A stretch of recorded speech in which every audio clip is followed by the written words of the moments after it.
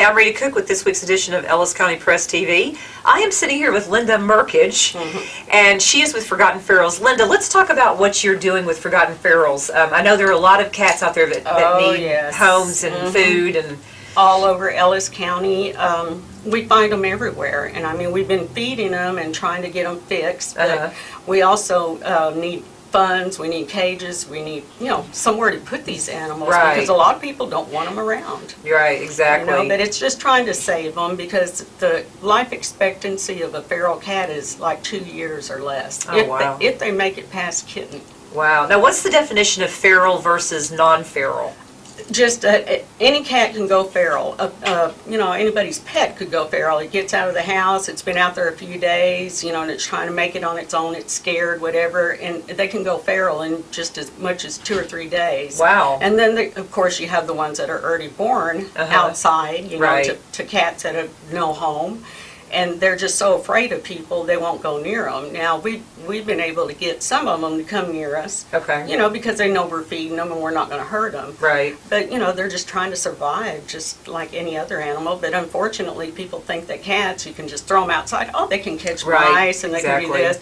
It's not that easy. I wish it was. Right. And then you see a lot of them get hit by cars on the side of the road. That breaks my heart.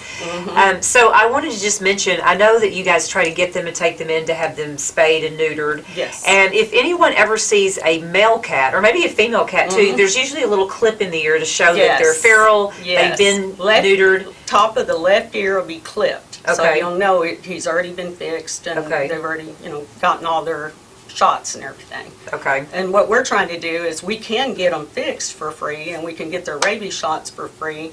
Unfortunately, we can't vet them or, give them their shots for feline leukemia, feline AIDS. And also there's a lot of people that don't want them around, they're trying to trap them, and then they'll just either take them to the pound where they will be euthanized because they're feral, nobody's going to want them. Exactly. So we're just trying to do something, and hopefully, we'll get, a place maybe donated or where we can rent cheap to keep some of these cats that people don't want around. The other colonies, we just feed them in the location. And they're all over Ellis County and all the different cities. Oh my gosh, yes. Okay. How many do you think you're feeding about right now? Right now we're feeding probably about 8 colonies. Oh, wow. But there's so many more out there. We just haven't found them because we don't see, you hardly see them during the day. And of course, they're smart. And I'm not going to run around all night because it's unsafe, Sure.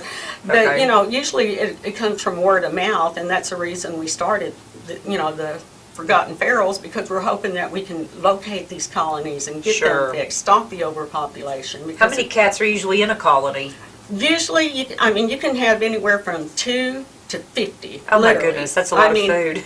Yes, it is. It is. I will say one thing. When I actually had a cat one time, it was the best male cat I've ever had, and he had a clipped left ear. So he was feral at one point, and he immediately became non-feral whenever I brought him into my house. I love that cat with all my heart and soul. He was probably somebody's pet at one time. And those are the ones that you can tame more than you can the ones that were born outside.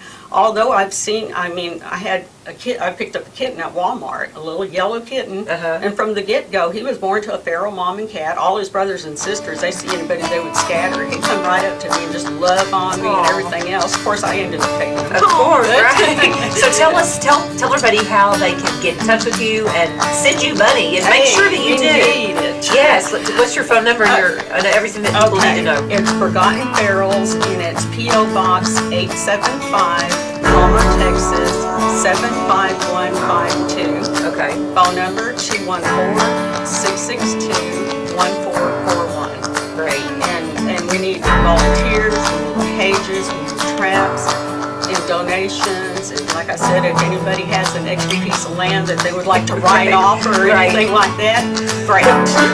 Great. Thank you, Linda. I'm glad you were here. Please come back and Thank you. Take care of the cats. You're welcome. Bye-bye. Bye-bye.